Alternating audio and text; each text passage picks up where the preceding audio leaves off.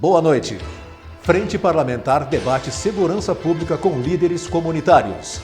Com o tema Desafios da Segurança Pública nos bairros e no interior do município, a reunião foi coordenada pelo presidente do grupo, o vereador Tadeu Trindade.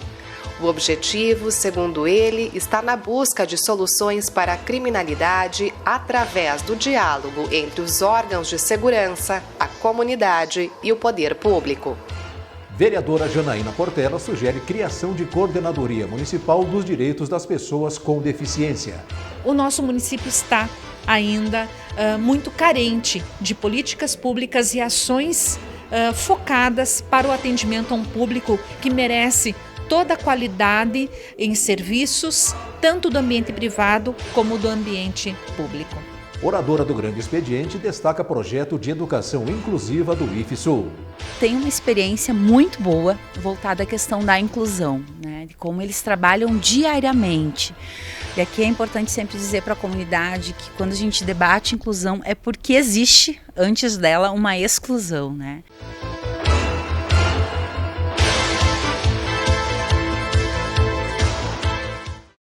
A Frente Parlamentar de Segurança Pública promoveu um encontro na noite desta segunda-feira no plenário da Câmara Municipal. A reunião teve como convidados lideranças comunitárias de bairros e distritos de Passo Fundo. Com o tema Desafios da Segurança Pública nos bairros e no interior do município, a reunião foi coordenada pelo presidente do grupo, o vereador Tadeu Trindade. O objetivo, segundo ele, está na busca de soluções para a criminalidade através do diálogo entre os órgãos de segurança, a comunidade e o poder público. No primeiro momento nós ouvimos então os órgãos de segurança pública aqui do município de Passo Fundo, querendo saber quais as necessidades dos órgãos de segurança. E hoje então a gente vai ouvir a comunidade passofundense, ver quais são as necessidades que nós temos nos bairros, nas vilas da nossa cidade, para que a gente consiga então, se não num primeiro momento, mas que a gente consiga discutir primeiro, né, para depois então entrar com a solução do problema, né? Então a gente vai entrar praticamente com um remédio para os nossos bairros de Passo Fundo, ouvir a situação de como ela se encontra na nossa cidade. As principais demandas relacionadas à segurança são as que vêm assolando há muito tempo, né? A falta de efetivo dos órgãos de segurança, a falta de efetivo da Brigada Militar, da Polícia Civil, no atendimento específico de algumas ocorrências, não é? Então, ouvimos também a Polícia Civil com relação a incidentes que estão ocorrendo há muito tempo, feminicídio, ocorrências de roubo, furto, o tráfico de entorpecentes principalmente, né? Então é isso que a gente quer trazer a claras nuvens aqui para que a gente consiga resolver efetivamente. Eu acho que é isso. Nós nos reunimos aqui enquanto comissão para resolver, não somente tentar, mas sim, de fato, resolver os problemas da comunidade passofundense. Também é importante salientar que a Frente Parlamentar ela tem mais força, né? É um grupo de vereadores do que um vereador apenas tratando da causa. Com certeza, e são partidos diferentes, são pensamentos diferentes, mas que todos eles convergem para o mesmo ponto, que é a segurança pública, é uma melhor segurança pública para o nosso município. Eu acho que é muito salutar quando todos se reúnem e todos congraçam para que o denominador comum seja a segurança de todos. Entre os participantes da reunião estava Tiago Cordeiro. Ele preside a Associação de Moradores do bairro Cidade Nova e trouxe a perturbação do sossego público para debate. Nós temos lá no bairro, sim, no Cidade Nova, algum problema com algumas casas de evento. Não gostaria de citar nome aqui, mas gostaria de solicitar a fiscalização dessas casas para ver se elas têm alvará de funcionamento, enfim, que nós temos bastante reclamações quanto ao barulho, quanto à perturbação. Isso acontece em que horários? São mais os finais de semana, né? E os horários começam as festas, os eventos às 9 horas, 8 horas da noite e se estende até às 5, 6 horas da manhã. É um problema que já foi maior no passado, né? Como você me contava antes, mas que ainda permanece. Isso, é um problema que foi maior no passado, na praça do bairro Cidade Nova, mas nós fomos bem atendidos com as demandas aqui junto à Prefeitura, a Brigada Militar, a Secretaria de Segurança Pública, mas ainda enfrentamos esse problema com algumas casas de evento. Representando a Coordenadoria de Movimentos Populares, Felipe Manfroy reforçou as demandas apresentadas pelas lideranças comunitárias. Conforme ele, a iluminação pública e a continuidade do projeto Guardião, através das câmeras de monitoramento, ampliam a sensação de segurança. Eu acabo recebendo bastante demandas das comunidades, principalmente a respeito da iluminação pública, né? Como eu comentei, assim, a gente entende que realmente a cidade é grande, às vezes a prefeitura realmente não consegue vencer o serviço, porque hoje atualmente a gente está com a prefeitura em si, a secretaria está com 700 pedidos, né, de troca de lâmpada, porque os lugares que acabam ficando com ausência de iluminação acaba sendo um lugar mais perigoso, né? Principalmente em paradas de ônibus que o pessoal utiliza à noite para até voltar do trabalho, da faculdade. Então a presença da iluminação pública ela já afasta, assim, vamos dizer assim, a possibilidade de alguém estar escondido, alguém atacar alguém assim, né? Então por isso que é bastante demandado esse serviço. E a questão das câmeras de vídeo monitoramento, como eu comentei, se há a possibilidade de expansão desse sistema, é o que as comunidades mais esperam, né? Mas como o vereador Trindade também comentou, é importante que haja efetivo, né? Porque não adianta só ter as câmeras e não ter ninguém para atender, né? Caso haja alguma ocorrência. Os trabalhos da Frente Parlamentar de Segurança Pública iniciaram em março e, de acordo com o presidente do grupo, já renderam importantes avanços. Inclusive algumas demandas que foram trazidas até por parte de órgãos de segurança, né, foram efetivadas, como a turma de sargento que nós temos hoje aqui no município de Passo Fundo foi um grande ganho que nós tivemos aí da Frente Parlamentar de Segurança Pública, e a gente quer agora também as câmeras no nosso interior também, né? Então é isso que eu acho que é o principal, a gente ouvir as demandas para depois então realizá-las. Uma coordenadoria municipal para atender os direitos das pessoas com deficiência pode ser criada. A sugestão é da vereadora Janaína Portela e já foi encaminhada ao Poder Executivo. Nós propusemos a indicação em razão das tantas demandas que o município possui.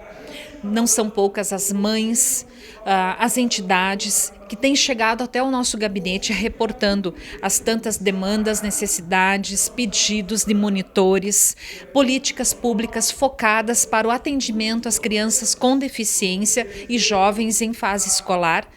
E não só isso, estamos acompanhando aqui na Câmara de Vereadores várias propostas para atendimento à língua de sinais, a questão junto a ambientes comerciais, ao atendimento às pessoas com deficiência visual e assim outras tantas demandas de acessibilidade que são necessárias serem atendidas.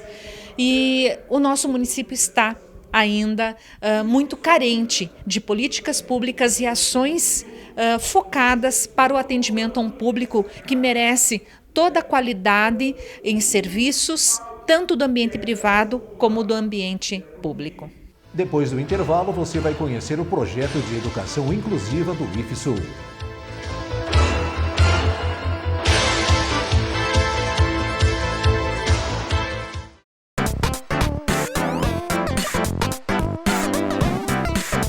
Você sabe o que são as comissões temporárias? As comissões temporárias são constituídas para um fim específico e se extinguem quando alcançado o objetivo ou expirado o prazo de duração pré-estabelecido nas resoluções que as criarem. Exemplo disso, neste ano de 2021, são as frentes parlamentares mistas do tradicionalismo e em defesa do trânsito seguro, que estão com seus trabalhos em andamento na Câmara Municipal, além da Comissão Especial de Acompanhamento, Combate e Enfrentamento à Covid-19, encerrada recentemente.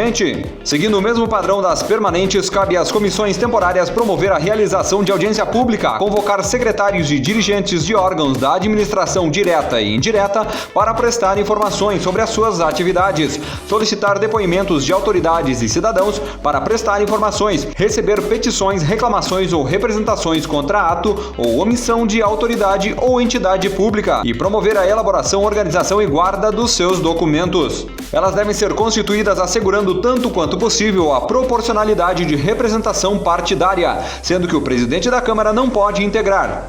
As comissões devem ter um presidente e um vice eleitos pelos respectivos membros em reunião presidida pelo mais idoso entre eles. As comissões temporárias não funcionam no período de recesso, exceto por deliberação da maioria absoluta dos membros da Câmara, sendo que nesse período fica suspenso o prazo de duração das mesmas. Elas se extinguem quando o término da sua legislatura. As comissões temporárias podem ser especiais, parlamentares, de inquérito e externas, das quais falaremos nas próximas edições do Entendendo o Legislativo. Convidas, uma ONG a serviço da conservação da fauna silvestre ameaçada. Através do Primaves, está socialmente integrada à comunidade de Bela Vista e exerce importante papel educacional e socioambiental em âmbito municipal e regional. A Convidas depende dos voluntários que ajudam com a prestação de serviços e das doações de produtos ou valores financeiros. Seja parceiro, associe o nome de sua empresa ao nome da Convidas.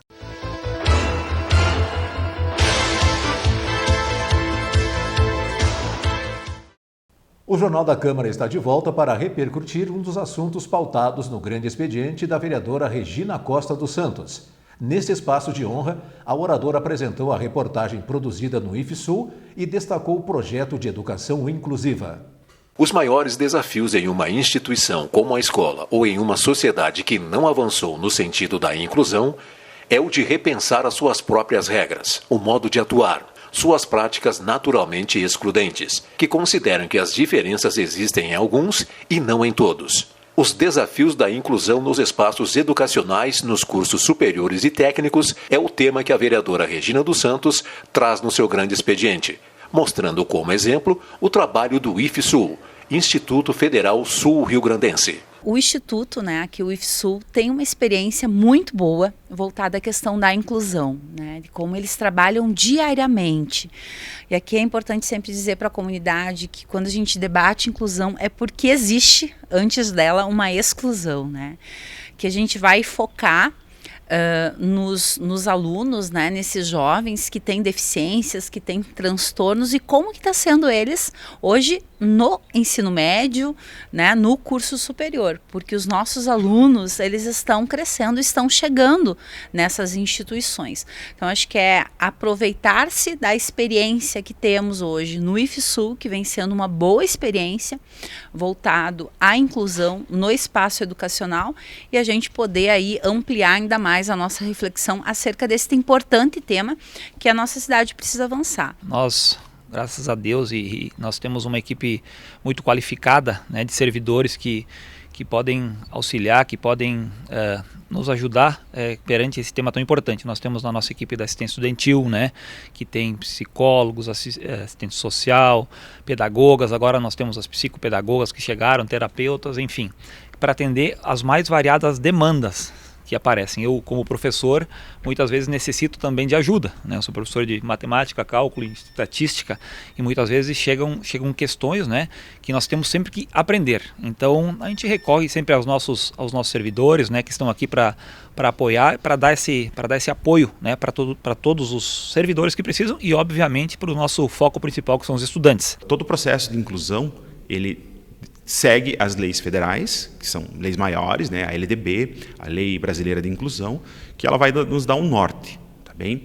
Dentro dos campos, a gente trabalha com implementando, colocando em ação essas regras. Como o diretor muito bem falou, nós temos uma equipe muito boa, certo? Ainda incompleta, mas temos uma equipe muito boa que nos dá esse suporte e nos permite dar o atendimento ao aluno quando ele chega. O aluno tem uma deficiência, ele vai precisar conversar com o pedagogo, ele vai precisar conversar com o psicólogo, ele vai precisar conversar com o assistente social. Então, essa rede de suporte, ela está presente no nosso campus, certo? É isso que nos dá essa capacidade de fazer isso acontecer. Eu acho que isso é fundamental. Então, quando um aluno chega no nosso instituto e ele vem autodeclarado com uma deficiência, ou a gente descobre ele no percurso formativo que ele tem alguma deficiência, nós temos um regulamento interno. Esse aluno, então, ele passa a ser atendido pelo NAPNE, que é o Núcleo de Apoio a Pessoas com Necessidades Específicas, o qual eu sou o representante. Esse núcleo ele é composto por uma equipe multidisciplinar, então. A gente tem a equipe da assistência estudantil, então, que é uma equipe biopsicopedagógica, que conta hoje com 2 enfermeiras, com assistente social, psicólogo e pedagogas.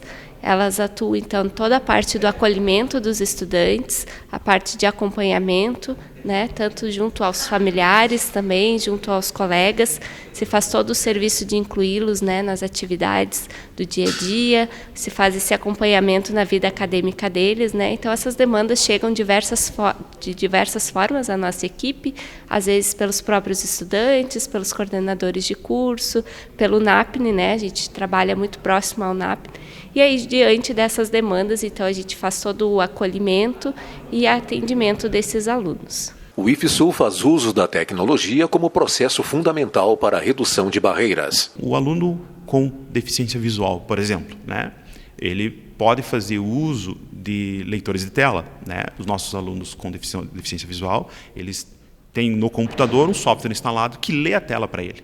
Então, isso, inclusive, é muito curioso porque ele usa a tela desligada, né? Ele não precisa da tela, porque ele não usa a visão. Mas o ledor de tela, existem vários softwares que fazem esse serviço, possibilitam esse processo de inclusão. Então, a tecnologia ela é muito importante nesse aspecto. Hoje, os computadores têm, por exemplo, lupas de ampliação. Né? Então, a pessoa tem baixa visão, ela consegue fazer uso do computador para... com o processo de ampliação, né? Antigamente tinha que usar uma tela manual que a pessoa levava junto para fazer a leitura do livro. Hoje ele tem a lupa na tela do computador. Então a tecnologia ela vem cada vez mais quebrando essas barreiras que impedem o processo de inclusão. Nós tivemos há poucos dias o reconhecimento no nosso curso de Ciência da Computação, onde vem avaliadores do MEC de todo o Brasil selecionados pelo governo, enfim, que fazem uma seleção para avaliar os cursos. Então, vários pontos são abordados, vários pontos são levantados, e um deles é a questão da inclusão. Então, eles percorreram aqui de forma virtual, né? Eles percorreram os nossos espaços, os nossos prédios, os banheiros, para a questão de acessibilidade, para ver se os cadeirantes podem chegar em todos os prédios, para ver se os cadeirantes podem chegar à biblioteca, né?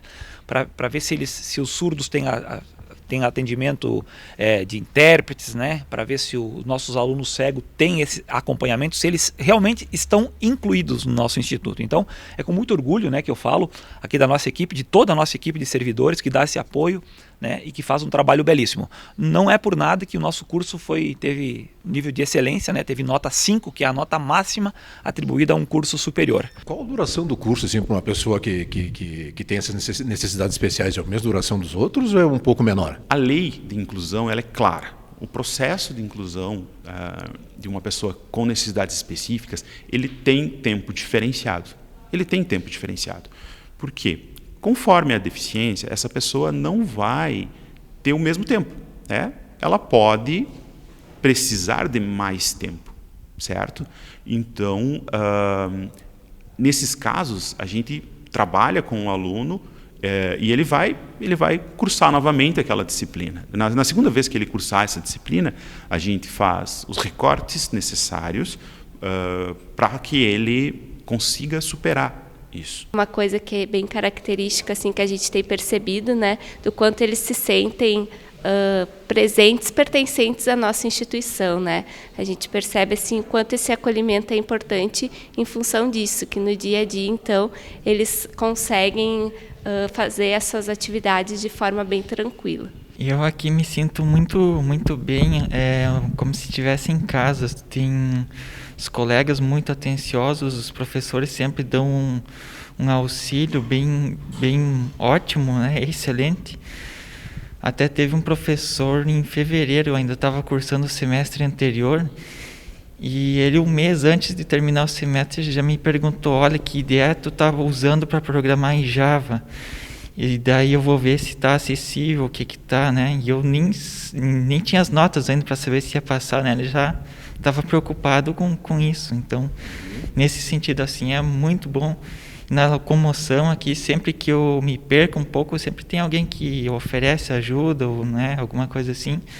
Então, nesse sentido, é muito bom o campus aqui. Não tenho do que reclamar. Se a gente quer, de fato, sermos uma cidade educadora, a gente precisa pensar ela na perspectiva dela ser inclusiva, né? Estamos aqui falando dos espaços educacionais, mas isso se estende para a nossa cidade de Passo Fundo como um todo. No Jornal da Câmara de amanhã, você acompanha os outros assuntos abordados no grande expediente da vereadora Regina Costa dos Santos. Uma boa noite e até lá.